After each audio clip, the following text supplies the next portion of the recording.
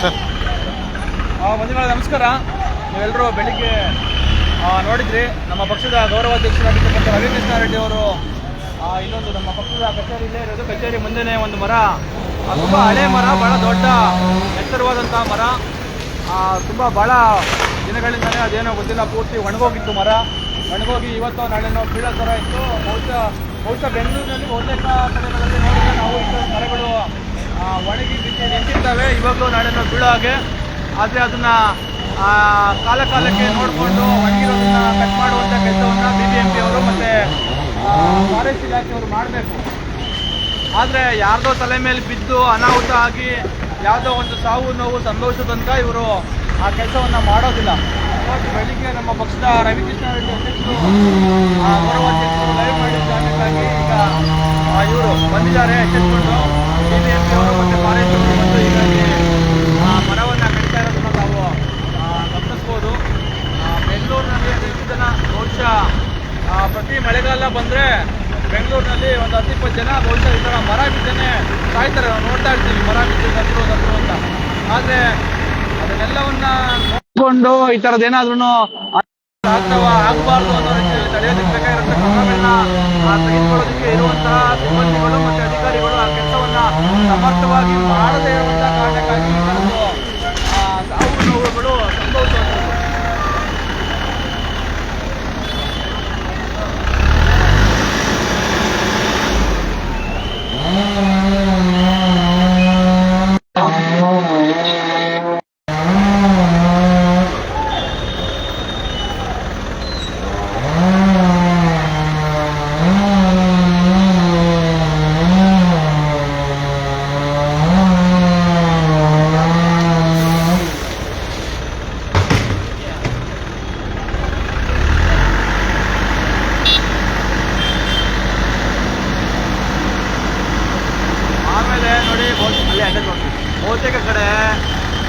ಬಹುತೇಕ ಸಂದರ್ಭಗಳಲ್ಲಿ ಏನೋ ಹಿಂಗೆ ಸಮಸ್ಯೆ ಇದೆ ಸರ್, ಮರ ಬಿದ್ದೋಗುತ್ತೆ ಬಂದು ಮರ ಕಡೀರಿ ಅಂತಂದರೆ ಯಾವ ಮಟ್ಟಕ್ಕೆ ವ್ಯವಸ್ಥೆ ಕೆಟ್ಟಿದೆ ಅಂತಂದರೆ, ಮರ ಬಿದ್ದೋಗುತ್ತೆ ರೋಡ್ ಮೇಲೆ, ಅನಾಹುತ ಆಗುತ್ತೆ, ಯಾರಿಗೂ ಹಾನಿ ಆಗುತ್ತೆ, ದಯವಿಟ್ಟು ಬಂದು ಮರ ಕಡೀರಿ ಅಂತ ಅಂದ್ರೂ ಅವ್ರು ಬಂದು ಕಡಿಯೋಲ್ಲ.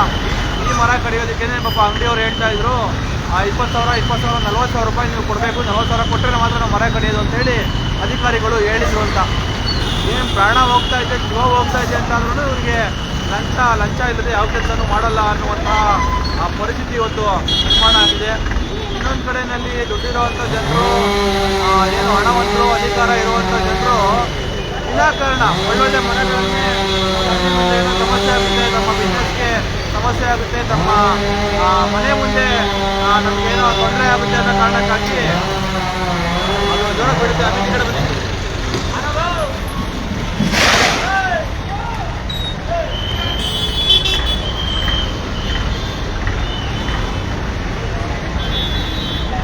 ತಮ್ಮ ಅಧಿಕಾರವನ್ನು ಬಳಸ್ಕೊಂಡು ಕೆಲವೊಂದು ಜನ ಮರಗಳನ್ನ ಕಟ್ಸಾಕ್ಬಿಡ್ತಾರೆ.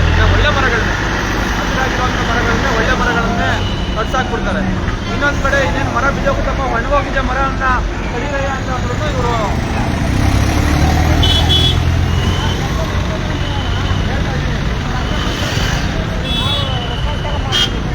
ನಿಮ್ಗೆಲ್ಲಪ್ಪ ಲಂಚ ಯಾರೋ ಕೇಳ್ತಾ ಇರೋದು. ಪಾಪ ಅವರು ಸಿಬ್ಬಂದಿ ಕೆಲಸ ಮಾಡ್ತಾ ಇದ್ದೀವಿ ಅಂತ ಹೇಳಿ ಸರ್ ಅಂತ ಹೇಳಿದ್ರು. ಪಾಪ ಇವರು ಬೆಳಿಗ್ಗೆನೆ ಗೊತ್ತಾಗಿದ್ದ ತಕ್ಷಣಕ್ಕೆ ಬಂದು ಕೆಲಸ ಮಾಡ್ತಾ ಇದ್ದಾರೆ. ಇವ್ರ ಬಗ್ಗೆ ಅಲ್ಲ, ಆದರೆ ಯಾರೋ ಒಬ್ಬರು ಈ ಥರದ ವ್ಯವಸ್ಥೆ ಇರೋ ಕಾರಣಕ್ಕಾಗಿ ನಾನೊಂದು ಸೂಚನೆಗಳನ್ನು ಹೇಳ್ತಾ ಇದ್ದೆ. ಬಹುಶಃ ಇದನ್ನೇ ಒಂದು ಮಳೆಗಾಲ ಸಂದರ್ಭದಲ್ಲಿ ಒಂದು ರೀತಿಯ ಸಮರೋಪಾದಿಯಲ್ಲಿ ಕೆಲಸವನ್ನು ಇವರು ಮಾಡಬೇಕು. ಒಂದು ಕಡೆಯಿಂದ ನೋಡ್ಕೊಂಡು ಹೋದರೆ ಎಷ್ಟೆಲ್ಲ ಕಡೆ ಮರಗಳು ಕೊಂಬೆಗಳು ಒಣಗಿರ್ತವೆ, ಅದನ್ನೆಲ್ಲ ಸರಿಯಾಗಿ ನೆರವು ಮಾಡುವಂಥ ಕೆಲಸವನ್ನು ಇವರು ಕಾಲಕ್ಕೆ ಎಸ್ಪೆಷಲಿ ಮಳೆಗಾಲ ಸಂದರ್ಭದಲ್ಲೂ ಮಾಡಲೇಬೇಕು. ಇಲ್ಲ ಅಂತ ಅಂದರೆ ಇದು ಬೆಳಿಗ್ಗೆ ನಮ್ಮ ಗೌರವಾಧ್ಯಕ್ಷರು ಹೇಳಿದಾಗೆ ಯಾರ ಮನೆಯ ದೀಪವನ್ನು ಹಾಕೋದಕ್ಕೆ, ಯಾರ ಬದುಕನ್ನು ನಾಶ ಮಾಡೋದಕ್ಕೆ ಎಲ್ಲ ಒಣಗಿರೋ ಮರಗಳು ಕಾಯ್ಕೊಂಡು ಕೂತಿರ್ತಾರೆ. ನೋಡಿಕೊಂಡು ಸರಿ ಮಾಡಬೇಕಾಗಿರುವಂಥ ಜವಾಬ್ದಾರಿ, ಅದನ್ನು ಸೇಫ್ಟಿಯನ್ನು ಮೆಜರ್ಸ್ನ ತಗೋಬೇಕಾಗಿರುವಂಥದ್ದು ಇಲಾಖೆಯವ್ರದ್ದೇ ಕರ್ತವ್ಯ. ಭಾಳ ಮುಖ್ಯವಾಗಿ BBMP ಅವರು ಈಗಂತೂ ಏನು ಗ್ರೇಟರ್ ಬೆಂಗಳೂರು ಅಂತವೆಲ್ಲ ಮಾಡ್ಕೊಂಡಿದ್ದಾರೆ. ಇನ್ನು ಈ ಗ್ರೇಟರ್ ಬೆಂಗಳೂರಾದ್ಯಂತ ಇವರು ಈ ಕೆಲಸವನ್ನು ಅಮರಾವತಿಯಲ್ಲಿ ಮಾಡಬೇಕು. ಇವತ್ತೇನೋ ಯಾರೋ KRS ಪಕ್ಷದವ್ರು ಹೇಳಿದ್ರು ಅಥವಾ ರವಿಕೃಷ್ಣ ರೆಡ್ಡಿ ಅವರು ಹೇಳಿದ್ರು, ಹಾಗಾಗಿ ನಾವು ಮಾಡಿಕೊಡ್ಬೇಕು ಅಂತ ಹೇಳಿ ಮಾಡೋವಂಥದ್ದಲ್ಲ. ರವಿಕೃಷ್ಣ ರೆಡ್ಡಿ ಆಗಲಿ KRS ಪಕ್ಷದವರಾಗಲಿ ಎಲ್ಲೆಲ್ಲೋ ರಂಬೆ ಕೊಂಬೆಗಳನ್ನೆಲ್ಲ ಇಡೀ ಬೆಂಗಳೂರಲ್ಲಿ ಇರುವಂತಹ ಈ ಥರ ಸಮಸ್ಯೆಗಳನ್ನೆಲ್ಲ ಹುಡುಕೊಂಡು ಹೋಗಿ ಆ ಸಮಸ್ಯೆಗಳಿಗೆಲ್ಲ ಲೈವ್ ಮಾಡಿ ವಿಚಾರವನ್ನು ತಿಳಿಸೋದಕ್ಕಾಗಲ್ಲ. ಆ ಕೆಲಸಕ್ಕೆ ನೇಮಕ ಆಗಿರುವಂಥವ್ರು ಜವಾಬ್ದಾರಿ ಇರುವಂಥವ್ರು ಅದನ್ನು ಇನ್ನೊಬ್ಬರ ಕೈಯಲ್ಲಿ ಕೇಳಿಸ್ಕೊಳ್ದಂಗೆ ಅವ್ರ ಕೆಲಸವನ್ನು ಅವ್ರು ಮಾಡಬೇಕು. ಮೊನ್ನೆ ನಾವೆಲ್ಲ ನೋಡಿದ್ವಿ, ಅಮೇರಿಕಾದಲ್ಲಿ ಯಾವುದೋ ಒಂದು ಭಾಗದಲ್ಲಿ ಇಂಡಿಯಾದ ಗಾಡಿ ಓಡಿಸಿ ಅಲ್ಲಿನ ಪೊಲೀಸರಿಗೆ ಕೋಟಿ ರೂಪಾಯಿಗಳನ್ನ ಅಲ್ಲಿ ದಂಡ ಕಟ್ಕೊಟ್ರು. ಆದರೆ ದುರಂತ ಇಲ್ಲಿ ಸತ್ತರೆ ಅಂತ ಸೌಲಭ್ಯಗಳು ಕೂಡ ಪಡ್ಕೊಳ್ಳೋಕ್ಕೂ ಜನ ಏನು ಅಲಿಬೇಕು. ಜನ ಕಚೇರಿಗಳಿಗೆ ಅಲ್ಲಿ ಇಲ್ಲಿ ಅಲ್ಲಿ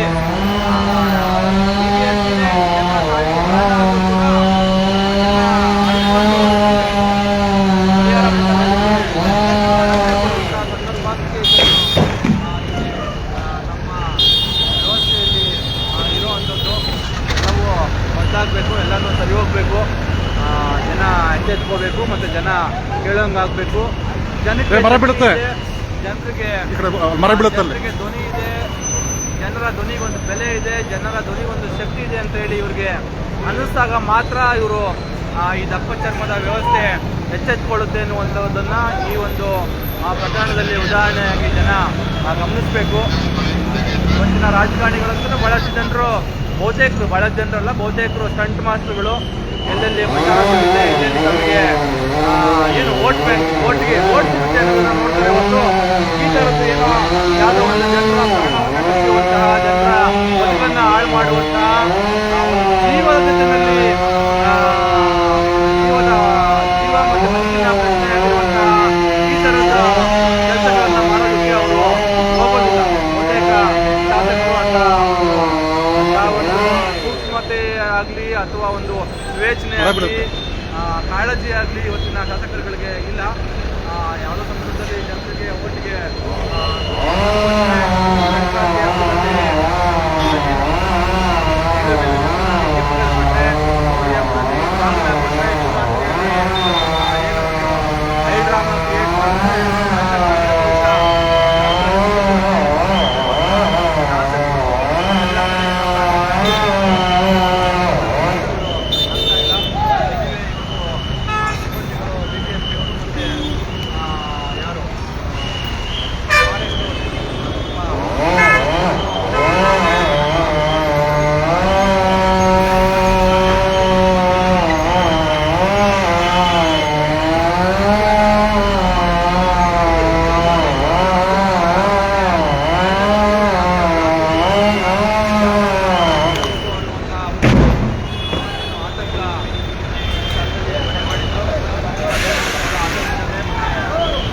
ಗಾಡಿ ಬಿಡುತ್ತೆ.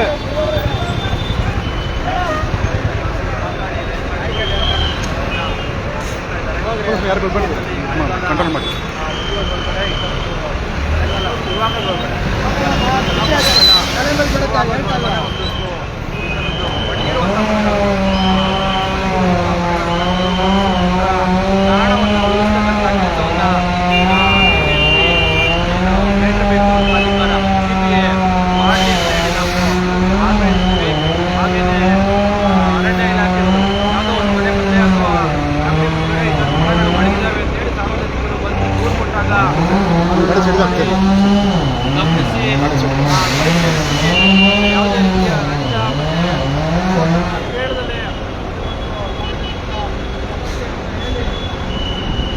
ಸಾರ್ವಜನಿಕರ ಸಮಸ್ಯೆ ಅಂತ ಹೇಳಿ ತಿಳ್ಕೊಂಡು ಪಬ್ಲಿಕ್ ವಿಚಾರ ಅಂತ ತಿಳ್ಕೊಂಡು ಅದನ್ನ ಕೆಲಸವನ್ನು ಮಾಡ್ತಕ್ಕಂಥ ಒಂದು ಇದನ್ನು ಕೋರಬೇಕು ಅವರು. ಇಲ್ಲ ಅಂತ ಅಂದರೆ ಪ್ರಾಣದ ಜೊತೆ ಪ್ರಾಣ ಹೋದ್ರೂ ಪರವಾಗಿಲ್ಲ, ನಮಗೆ ಲಂಚ ಭ್ರಷ್ಟಾಚಾರನೇ ಮುಖ್ಯ ಅಂತೇಳಿ ನೀವು ಕಾಸು ಕೊಟ್ಟರೆ ಮರ ಕಟ್ ಮಾಡೋದು, ನಾವು ಒಣಗಿರೋ ಮರ ಅಥವಾ ಕಾಸು ಕೊಟ್ಟರೆ ನಾವು ಹಸಿ ಮರನ ಕಟ್ ಮಾಡ್ತೀವಿ ಅನ್ನುವಂಥ ತಮ್ಮ ಹಳೆಯ ಚಾಳಿಯನ್ನು ಬಿಡಬೇಕು. ಬಿಟ್ಟು ಪ್ರಾಮಾಣಿಕವಾಗಿ ಕೆಲಸ ಮಾಡೋದ್ರ ಮುಖಾಂತರ ಜನರ ಬದುಕನ್ನು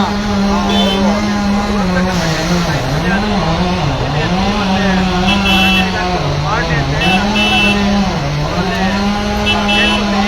ಇವತ್ತು ಏನು ಬೆಳಿಗ್ಗೆ ಅಧ್ಯಕ್ಷರು ಲೈವ್ ಮಾಡಿದ ಕಾರಣಕ್ಕಾಗಿ ಇವತ್ತೆಲ್ಲ ಮಂದಿ ಇವರು ಕೆಲಸ ಮಾಡ್ತಾ ಇದ್ದಾರೆ. ಇವತ್ತಿನ ಏನು ಒಂದಷ್ಟು ಸಿಬ್ಬಂದಿಗಳು ತಮ್ಮ ಏನು ಕಾರ್ಯವನ್ನು ಜವಾಬ್ದಾರಿಯನ್ನು ನಿಭಾಯಿಸ್ತಾ ಇದ್ದಾರೆ. ಇವತ್ತು ಅಂತಹ ಎಲ್ಲ ಸಿಬ್ಬಂದಿಗಳಿಗೂ ನಾನು ಈ ಸಂದರ್ಭದಲ್ಲಿ ಧನ್ಯವಾದಗಳನ್ನ ತಿಳಿಸ್ತೀನಿ.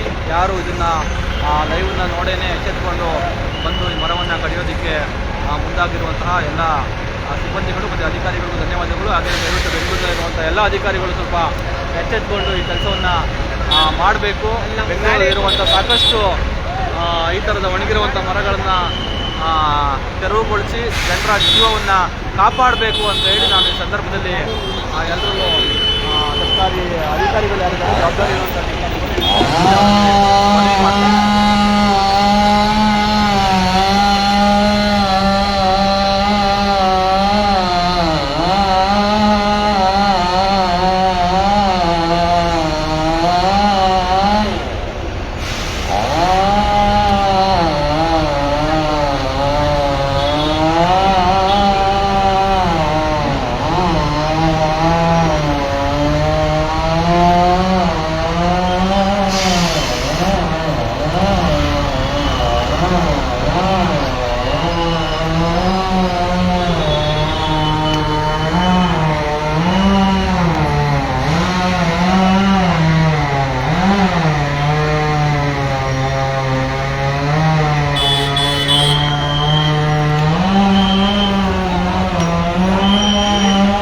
ಮರ ಬಿಡುತ್ತೆ.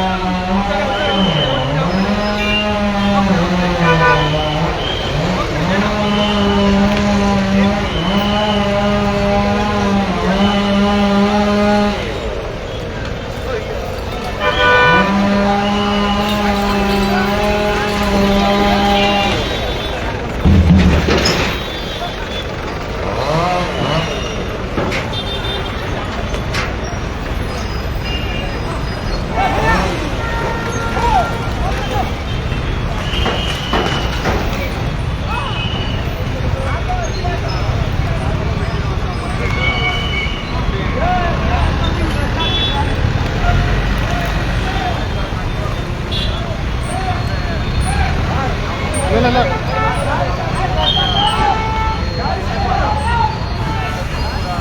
ಹಂಗೋಗಿ ಕಟ್ ಮಾಡ್ತಾರಲ್ಲಿ ಬೀಳುತ್ತೆ ಮೇಲೆ ಹೋಗ್ತಾರೆ.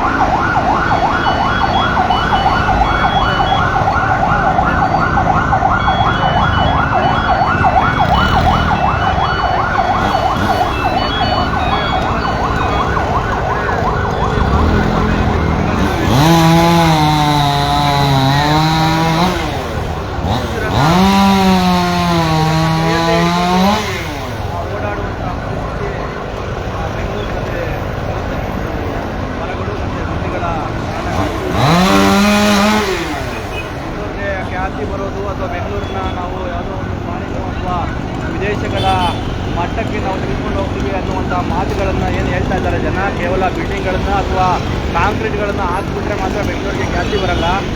ಇರುವಂಥ ಈ ಥರದ್ದು ಜನರ ಬದುಕು ಎಷ್ಟು ಇಲ್ಲಿ ಸೇಫ್ ಆಗಿರುತ್ತೆ, ಜನರ ಜೀವಕ್ಕೆ ಒಂದು ನಗರದಲ್ಲಿ ಎಷ್ಟು ಬೆಲೆ ಕೊಡ್ತಾರೆ ಅನ್ನುವಂಥದ್ದು ನಿಜಕ್ಕೂ ಆ ನಗರಕ್ಕಿರುವಂಥ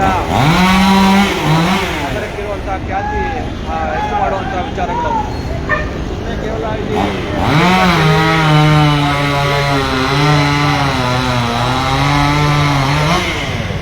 ಬರ್ತೀವಿ ಮತ್ತು ರಸ್ತೆಗಳು ಮಾಡ್ತೀವಿ ಅಂತ ಹೇಳ್ಕೊಂಡು ಬೆಂಗಳೂರು ಬೆಂಗಳೂರಿಗೆ ಹೋಲಿಕೆ ಮಾಡ್ಕೊಂಡು ಅಥವಾ ಇನ್ನೊಂದು ದೇಶಕ್ಕೆ ಹೋಲಿಕೆ ಮಾಡ್ಕೊಂಡು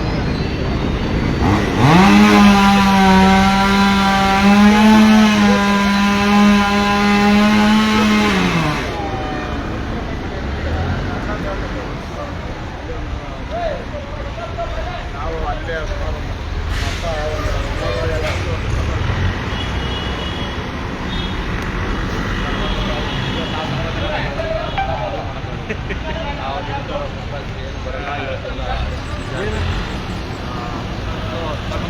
ಇಲ್ಲ ಕಾಫಿ ಹೆಚ್ಚಾಗಿದೆ.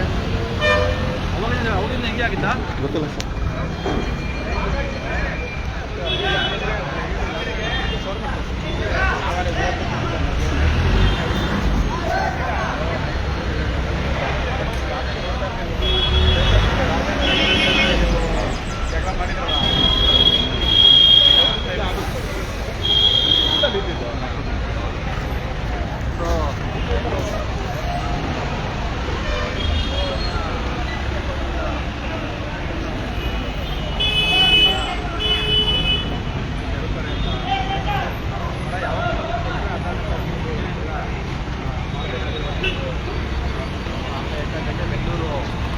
ಬೆಂಗಳೂರು ಕೇವಲ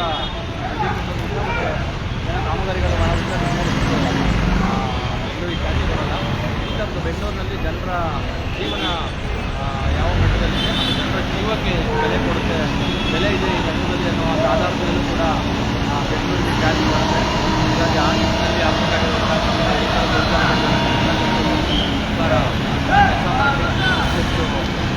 ಜನರ ಬದುಕನ್ನು ಮತ್ತು ಬೆಂಗಳೂರನ್ನ ಜವಾಬ್ದಾರಿ ಸರ್ಕಾರಕ್ಕೆ ಜನರ ಜೀವನಕ್ಕೆ ಬಂದಾಗ ಯಾವುದೇ ಥರದ ಭ್ರಷ್ಟಾಚಾರ, ಲಂಚ, ಇನ್ನೊಂದು ಬೇಡಿಕೆ ಇರುವಂತಹ ಒಂದು ಕೆಟ್ಟ ಕೆಲಸಕ್ಕೆ ಕೆಟ್ಟ ಪ್ರವೃತ್ತಿಯನ್ನು ಅವರು ತೋರಿಸಲೇ ಯಾರಾದರೂ ಈ ಥರದ ವಿಚಾರಕ್ಕೆ ಮರಗಳು ಬೀಳುತ್ತೆ ಇವತ್ತು ನಾಳೆ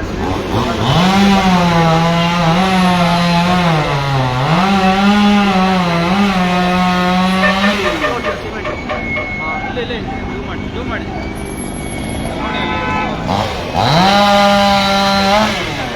ಮರದಲ್ಲಿ ಪೂರ್ತಿ ಸಿಮೆಂಟ್ ಕಟ್ಟೆ ಕಟ್ಬಿಟ್ಟಿರೋದ್ರಿಂದ ಕಾರಣಕ್ಕಾಗಿ ಕಟ್ ಮಾಡೋ ಸಂದರ್ಭ ಬಂತು. ಮಾಫಿಗಳು ಒಂದು ಜನ ಯಾರು ಮಾಡ್ತಾರೆ ಅಂತ ಮೂಲಕ್ಕೆ ಅದನ್ನು ಮಾಡ್ತಾರೆ. ಆದರೆ ಒಂದು ಮೀಟ್ರು ಶಟ್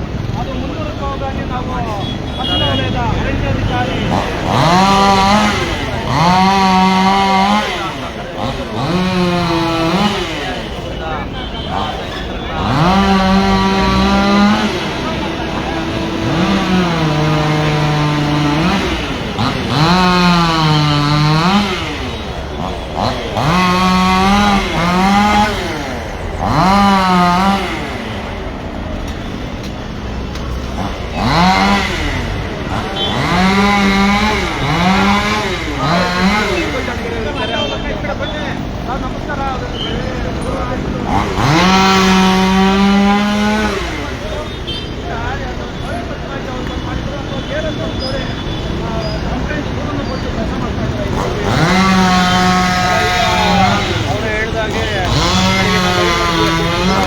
ಮಾಡ್ತಾ ಇದ್ದೀವಿ ಅಂತ ಹೇಳಿ ಹೇಳ್ತಾ ಇದ್ರು. ಆದರೆ ಈ ಥರದ್ದು ಒಂದು ಭಯ ಆಗುತ್ತೆ. ದಾರಿ ಇಲ್ಲ, ಅದು ಹಿಂಗೆ ಹೋಗ್ಬೇಕು. ದಾರಿ ಇಲ್ಲ ಇಲ್ಲಿ.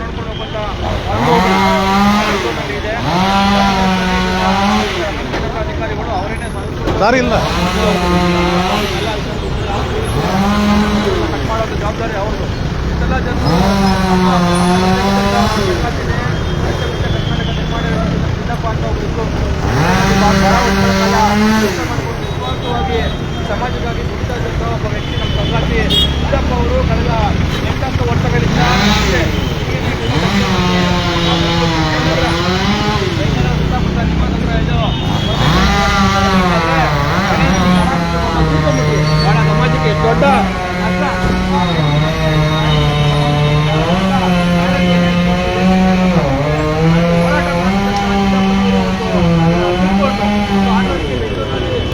ವರ್ಷ ಕಾಯ್ತಾ ಇರ್ತಾರೆ.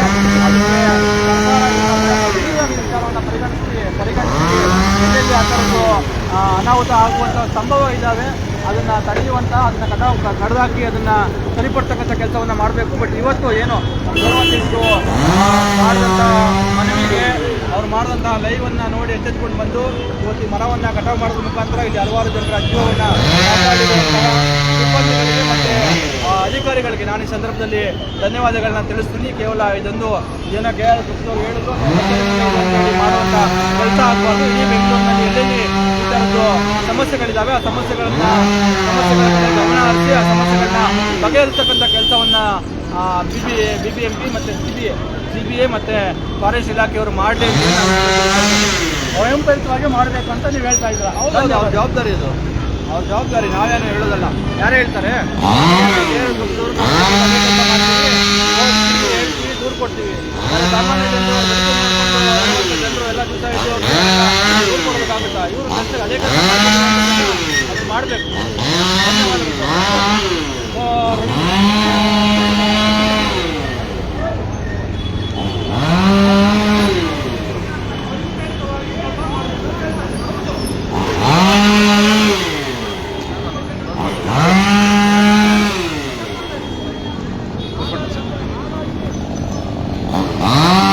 ಸ್ನೇಹಿತರೆ, ಎಲ್ಲರೂ ಧನ್ಯವಾದಗಳು.